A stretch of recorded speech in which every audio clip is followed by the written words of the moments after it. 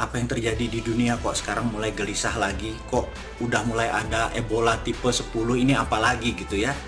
Nah, pertanyaan-pertanyaan seperti ini banyak hadir di sahabat semua, dan saya pikir saya akan memberikan informasi seperti itu. Jadi judulnya hari ini agak sedikit nyeleneh seperti biasa. Sontoloyo, kaum Sontoloyo selalu nyeleneh. Kita bertanya kok tahun 2024 lama banget ya gitu ya. Ini adalah tema hari ini. Kita sangat prihatin akan teror saat ini berada di Indonesia. Ada teror bom gereja di Makassar, dan ada lone wolf atau pelaku tunggal di kantor kepolisian.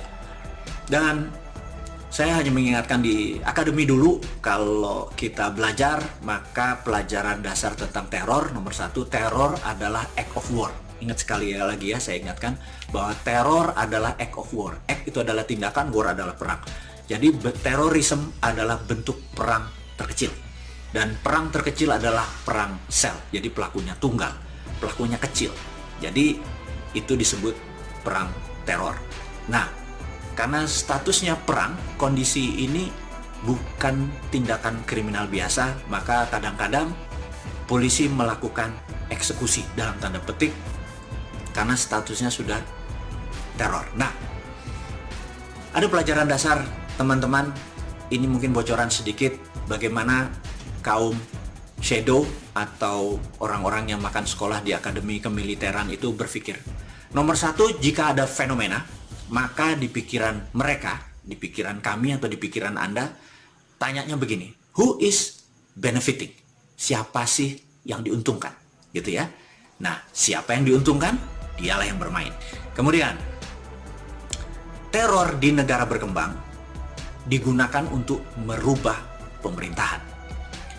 Teror di negara maju merubah kebijakan.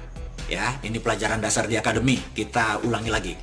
Jika ada sebuah tindakan teror terjadi di sebuah negara berkembang, maka pelaku teror tersebut cita-citanya adalah merubah pemerintahan. Di sebuah negara maju atau modern, tindakan teror dipakai untuk merubah kebijakan. Jadi, jika teror ini terjadi di Indonesia, yang sampai saat ini pelaku terornya tidak pernah declare mau apa. Jadi pilihan teror ini, kacamata kita, kacamata orang bodoh nih ya, kacamata Sontoloyo, orang bodoh. Sontoloyo kan mau bodoh ngaku pinter gitu ya. Orang bodoh kayak saya ini mengatakan bahwa kayaknya mau merubah kebijakan. Jadi jangan kaget kalau nanti ada kebijakan dan kebijakan itu menguntungkan sesuatu atau kelompok. Dialah kira-kira yang menunggangi. Sekali lagi, belum tentu dia melakukan. Dia cuma riding the wave. Ada wave-nya, dia cuma main surfing aja, memanfaatkan itu. Dan siapapun itu, ini hanya otak nakal kita bahwa membuat kita selalu gaduh. Yang kedua, peristiwa di Balongan. Balongan ini agak sedikit berbeda karena terlalu dekat dengan peristiwa bom di Makassar. Sehingga otak nakalnya seorang shadow bertanya, Balongan itu benar-benar kejadian human error, kesalahan manusia, atau kecelakaan karena stupidity, kebodohan, atau sabotase. Kita balik sekarang, refinery atau kilang minyak ada banyak di Indonesia, ada di Balongan, ada di Cilacap, ada di Bontang gitu ya. Kalau Anda saya kasih korek api, 5 deh bukan 1. Anda jalan dan perintah saya ke Anda adalah bakar tuh Balongan atau bakar tuh Cilacap, kilang Cilacap. Itu benda semuanya dari besi. Mau itu pipa galvanis, pipa besi, kemudian valve-nya dari besi, tank farm-nya semua dari besi. Yang bisa kebakar mananya gitu ya. Oke, mungkin kabel listrik bisa kebakar. Ya udah, positif negatif Anda colokin jebret itu nanti kebakar. Ya, paling shutdown itu nanti sikringnya ya mati. Udah, apakah kebakaran? Belum tentu. Berarti Anda harus bolongin itu, atau orang Anda harus gergaji itu baru Anda bakar gitu ya. Pertanyaannya emang gak ada kamera gitu ya. Jadi pertanyaan dalam hati ini, otak liar kita, Anda tahu bahwa saat ini Amerika dan China memiliki armada atau angkatan perang bukan 3 matra lagi. Kalau Indonesia kan punya angkatan darat, angkatan laut, angkatan udara, punya 3 matra. Kalau mereka punya, dulu aja sudah 5, yaitu mereka punya Coast Guard, Dan angkatan lautnya dibagi dua, ada Marine, ada Navy.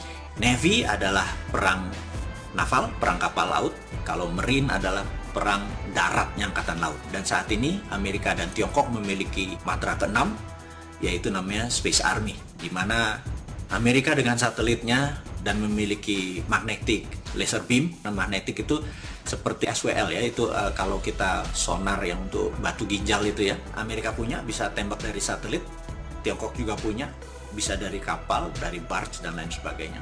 Di Balongan jangan-jangan udah bawa pantai juga pakai itu gitu ya. Sekali lagi, ini belum tentu benar. Kalau itu sabotage, nggak segampang membakar tadi, harus pakai yang alat canggih sedikit gitu ya. Mudah-mudahan sabotase ini hanya pemikiran liar dari seorang Sontoloyo, seorang bosman yang wong bodoh ngaku pinter ini. Tapi saya harap ini bukan sabotase.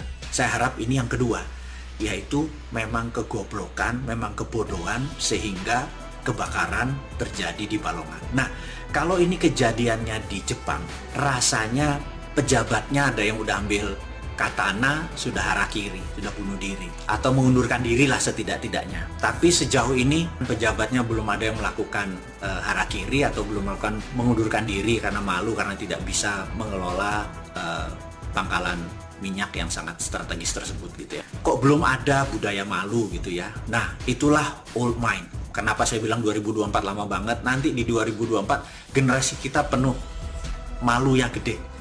Jadi kayak gini nih pejabat kita nih yang new mind nih langsung mengundurkan diri dan nunduk, ngapunten, saya salah, saya mengundurkan diri. Mau itu direktur Pertaminanya kayak, mau itu direktur Balongan atau direktur utamanya atau komisaris utamanya, apapun lah. Mudah-mudahan saat ini menjadi pembelajaran bernegara. Kalau salah ya memang salah, kalau nggak capable memang nggak capable, kalau memang ini human error ya akui. Dan kalau ini terjadi, kita jadi belajar bahwa oh, salah itu bukan dosa, salah itu bisa diperbaiki. Karena kalau salah masih jabat, ya kalau di pelajaran kita habitnya nanti ya salah lagi, terus ya nggak dihukum lagi.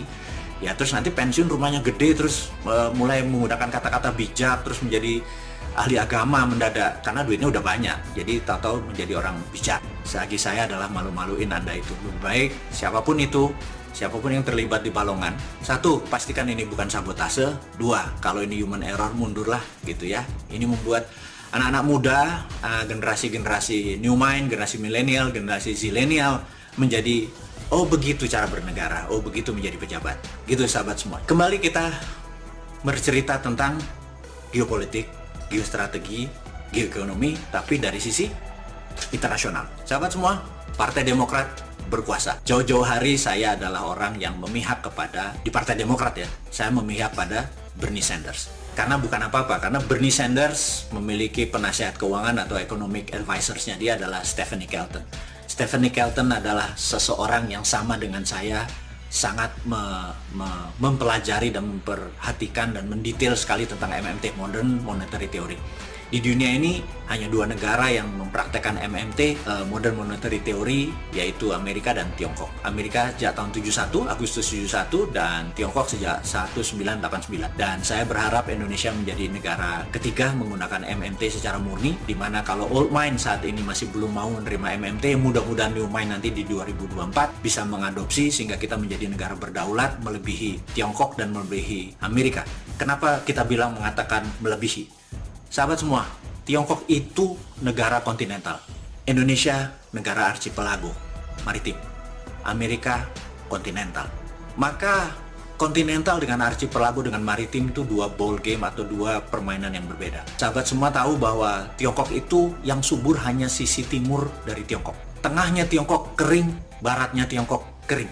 Sisi timur lah yang menghidupi 1,5 miliar penduduk Tiongkok. Jadi Tiongkok tidak memiliki sumber daya alam seperti Indonesia, tidak memiliki sumber daya alam yang di bawah tanah, tidak seperti Indonesia, tidak memiliki sumber daya alam di atas permukaan tanah seperti Indonesia yang subur dengan vulkanik tektonik yang selalu Allah berikan rutin gempa kecil yang untuk disebar pupuknya tadi. Tiongkok tidak memiliki itu. Amerika punya, sama Amerika juga tidak punya. Dan Saat ini yang menarik, negara seperti Tiongkok yang tidak punya sumber daya alam, tetapi dia bisa menguasai bursa rare earth atau tanah jarang, bursa tanah jarang. Tanah jarang itu, sahabat semua, bukan hasil tambang. Tanah jarang atau rare earth adalah proses dari cracking benda-benda mineral biasa. Jadi bukan, tambangnya thorium di mana, tambangnya uranium di mana, nggak bisa begitu.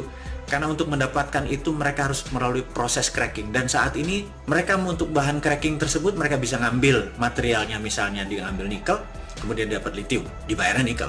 Dia bisa ngambil bauksit, dia bisa ngambil yang lain, nanti dia bisa mengambil thorium dari sumber yang lain. Jadi terkadang karena kebodohan kita, ya kita akui, nggak usah pejabat ya, kita akui, termasuk saya, adalah membiarkan sumber daya alam kita yang diambil, yang dibayar yang termurah. Misalnya nikel yang termurah, lithium yang termahal, lithiumnya nggak dibayar gitu ya, diambilnya adalah nikelnya. Dan saya sebenarnya sudah gerah sebenarnya secara pribadi, sumber daya alam kita ini harusnya tidak boleh dikelola seperti ini. Kalau bisa jangan sumber daya alam diambil mentah atau ore-nya, tetapi harus sampai finish produknya. Jadi kalau nikelnya 99,9-nya refinery-nya harus di Indonesia. Kalau mau ambil uraniumnya sampai uranium 99,9 di Indonesia. Kalau mau ambil aurum atau emasnya yang dari Freeport atau dari kopernya itu jangan koper konsentrat dikirim ke luar negeri. Karena ada AU-nya di situ, ada aurumnya. Kenapa nggak buat refinery di Indonesia sehingga AU-nya tadi atau aurumnya tadi, emasnya tadi 100% udah di Indonesia. Pokoknya namanya mineral yang 99,9 jadi metal tadi, itu harus prosesnya berada di Indonesia. Jadi jangan sumber daya alamnya. Nah, mereka menjadi negara besar, Amerika dengan teknologi dan hak paten, dengan kekuatan berpikirnya. Dan kenapa Amerika bisa dengan kekuatan berpikirnya, saya sekedar mengingatkan waktu operasi intelijen yang sangat terkenal, boleh baca bukunya, judulnya Operation Paperclips. Operation Paperclips ini adalah sebuah operasi intelijen dari CIA yang mengambil 1.100 ilmuwan Jerman sebelum Rusia menyerang Jerman. Jadi sebelum Hitler dieksekusi. 1.100 ilmuwan tadi dibawa ke Amerika, menjadi warga negara Amerika, dan sejak saat itu Eropa tidak mendapatkan Nobel banyak seperti Nobel yang diperoleh oleh bangsa Amerika karena mengambil orang-orang pintar. Dan di sana kita tahu patennya itu bisa ribuan per hari, di Indonesia cuma 6 kali setahun, paten internasional ya. Amerika adalah negara yang sangat mengutamakan free thinking, bebas berpikir. Anything possible di Amerika. Nah, sementara China karena sentralisasi, dia strong di government, kekuatan dia adalah di trading. Karena bangsa Tiongkok atau Chinese adalah secara bawah sadarnya adalah bangsa pedagang. Kekuatan mereka di dagang. Jadi yang satu jago dagang, yang satu jago teknologi dan free thinker. Kedua bangsa ini dan negara ini menjadi bangsa besar. Kalau Indonesia menggunakan MMT, Indonesia ini bangsa yang luar biasa. Satu, bangsa Indonesia bangsa yang kreatif. Udah jangan ditanya deh. Bangsa Indonesia bawah sadarnya adalah orang yang kreatif. Kemudian alamnya, bangsa Indonesia itu memiliki mineral yang luar biasa, yang di dalam tanah, di permukaan tanah luar biasa, dan di lautnya kita mengontrol ikan dan mengontrol jalur distribusi. 4 kekuatan geografi ini harusnya menjadi strength ya bangsa Indonesia, di mana kalau nanti new mind berkuasa, lihat, tidak pakai apa yang old mind lakukan, ditambah MMT dengan kemampuan printing money, zero interest. Anda tahu ya, MMT nanti Anda akan menjadi zero interest. Karena itu kalau ada isu katanya demi membuat Indonesia maju, ada baiknya pejabat sekarang memerintah sampai 3 periode gitu ya, 15 tahun. Jadi itu bedanya, kalau dia minta 15 tahun, Bosman cuma minta 2 hari gitu ya. 2 hari ini, hari pertama Anda semua tahu, saya ulangi lagi ceritanya. Hari pertama adalah kita akan nolkan bunga deposito. Begitu bunga depositonya nol, maka ada 5.600 triliun keluar dari bank tersebut. Kalau Anda punya 1 triliun rekeningnya, katakanlah, yang setiap tahun Anda dapat 50 miliar duduk-duduk manis, pamer-pamer di IG tentang kekayaan Anda, mendadak Anda jadi nol, nggak punya income, karena memang Tina ya, there is no alternative. Nggak ada alternatif lain kecuali bunganya kita nolkan. Akhirnya uang itu dikeluarkan. Kalau Anda keluar itu keluar negeri, Anda kena penjara 10 tahun, namanya flight capital. Ini new mind nanti pasti akan lakukan. Akhirnya uang itu akan menjadi proyek, akan menjadi underlying bisnis di Indonesia. Muter dalam 1 malam itu muter, tumbuh tanpa perlu duitnya Tiongkok, tanpa perlu IMF, tanpa perlu minjem, tanpa perlu menteri yang sangat pintar-pintar. Ekonomi langsung tumbuh dalam 1 malam. Dan Apa yang terjadi habis salat itu? Ya marah. Ya hari ketiga bosmannya ditembak gitu ya, mati. Ya sudah. Tapi 2 hari itu akan membuat semua orang tercerahkan, membuat orang keluar dari solusinya. Ya nanti penggantinya ya langsung menjalankan metode strategi new mind ini. Jadi sahabat semua, itu hanya sebuah sanepo, hanya sebuah kiasan bahwa kenapa mesti 3 kali masa jabatan, 2 hari juga bisa make a difference gitu ya, kalau benar-benar cinta NKRI garis lurus gitu. Nah, balik ke Partai Demokrat yang berkuasa di belakangnya globalis, yang Trump udah dijelek-jelekin, Trump out ya. Gak apa-apa, saya memang pembela Trump. Saya tidak pernah membilang bahwa Trump akan menang, tapi saya on Trump side karena Trump adalah patriotis, nasionalis secara karakternya, bukan asshole-nya dia secara individu. Sekali lagi, harus ada bedakan ini semua. Dan sekarang singkat cerita Demokrat berkuasa. Demokrat kemudian menerbitkan, saya ingatkan, ada di video berkali-kali video saya, tulisan berkali-kali si Bosman ini mengingatkan bahwa di malam sebelum inauguration atau sebelum pelantikan Biden dipanggil Pentagon, duduk sangat serius. Pentagon minta satu syarat, bahwa anggaran militer Departemen Pertahanan atau Pentagon adalah $3 triliun selama 4 tahun ke depan. Dan itu disetujui oleh Miley tanda tangan sebagai Joint Staff General di Amerika, kemudian Biden setuju, dan kemudian kemarin uang keluar $1,9 triliun atau 27.000 triliun. Dari mana? Dari IMF. Minjem dari Tiongkok? Enggak lah, itu printing money. Sekali lagi, bagi para guru besar, dosen, mahasiswa kampus ilmu ekonomi, tolong dijawab pertanyaan sederhana dari kaum MMT yang bodoh ngaku pinter ini. Kenapa di Amerika nggak ada inflasi? Dengan $1,9 triliun di print kemarin, yang 40%-nya adalah buat CIA operation. Dan begitu CIA operation ini dapat anggaran, mendadak ada peledakan di Indonesia, di beberapa negara. Jadi kita ini cuman bilang, lihat di zaman Trump kan nggak ada begituan kan, karena memang nggak ada anggarannya dan fokusnya bukan di situ, perangnya perang dagang. Dan di zaman Demokratnya Pak Biden ini, ya udah, kejadiannya seperti dulu lagi, seperti zaman Obama, seperti zaman Clinton. Dan Indonesia harus hati-hati karena wakilnya CIA, nanti saya sebut namanya ya, yang saat ini menjabat adalah mereka yang, dia adalah orang yang menginisiasi tentang Papua. Sekali lagi sahabat semua, saya mengingatkan, berbisnis, berdagang, bernegara tidak segampang masuk gorong-gorong gitu ya. Kita harus lebih rinci, harus lebih berani lagi melihat bahwa semua itu berubah. Mungkin cocok dulu 7 tahun yang lalu, tapi ke depan saya ingatkan, yuk kita bernegara dengan elegan, di mana kita akan melakukan lobby-lobby tingkat dunia, bukan sekedar dagang saja dengan Tiongkok dan dengan Amerika. Kita harus menggunakan kekuatan bukan economic benefit saja untuk negara Indonesia, tapi juga harus ada namanya country benefit, ada namanya humanitarian benefit.